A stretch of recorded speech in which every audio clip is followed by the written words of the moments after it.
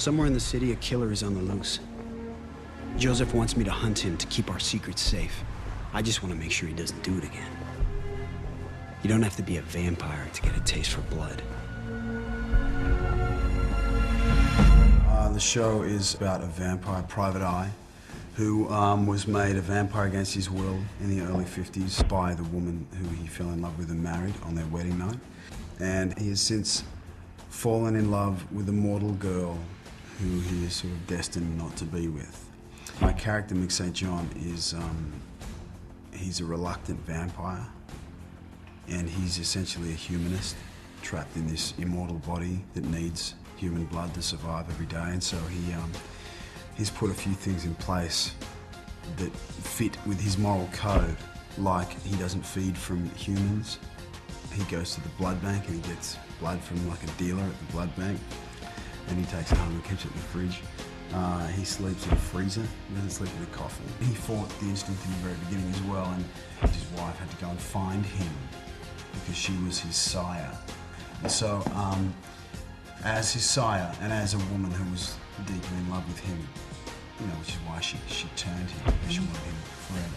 And she has to bring him food, she has to capture humans and take them to him because he won't eat. He lives a life of control-based denial about the situation that he's in. Mick is not an ordinary person, but he thinks of himself as an ordinary person. He doesn't think of himself as a superhuman, but he knows he's a vampire, obviously, but he regards himself more human than monster. And so, but he does have special powers. I mean, all of his senses are much more heightened than they were, than ours are. He's much stronger than he used to be. He can leap like up onto buildings. He can like scale walls. He's got some pretty cool superpowers, and he uses them for good. You know, I mean, becoming a private investigator is something that has helped him deal with what he is, because he's helping other people. And the other thing is, when he eradicates sort of predators and these bad people from the earth, in his mind he's getting further away from the predator that he actually is. There's a lot of different reasons why people watch supernatural stuff. Because they evoke the imagination, you know, because they stimulate parts of the mind and the imagination that are not necessarily stimulated on a daily basis. You know, in our 9 to 5 grind, in our daily grind in our lives, we sort of plunk along and do what we do. And I mean, we turn on the TV and see these mythical monsters, and, you know, all these, you know, figments of other people's imagination, and also figments of age-old mythologies from many, many different cultures, which is what vampires are. I mean, vampires go back thousands of years in so many different cultures, and so, I mean, it just poses questions constantly. Stay out of my way.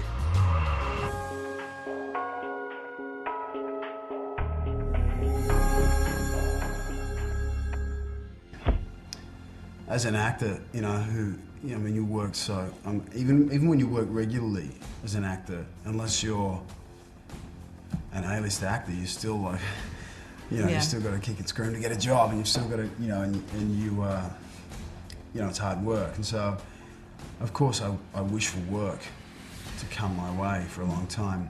I don't know if I wish for the show to go on forever and ever. I don't know, if it's 3 or 4 years feels like about right for this show. Yeah. The other thing is, I'm going to get older, so unless Joel Silver's going to pay for my surgery, my hair implants, and, you know, my boob job and all that stuff I'm going to need, then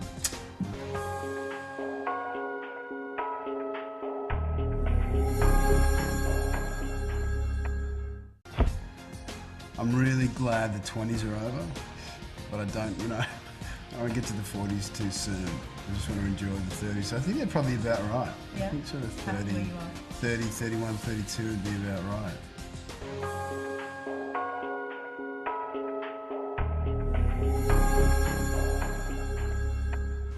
It was a great honour to be considered, really. I thought they would pull on the chain when they asked me to go to London and screen test them.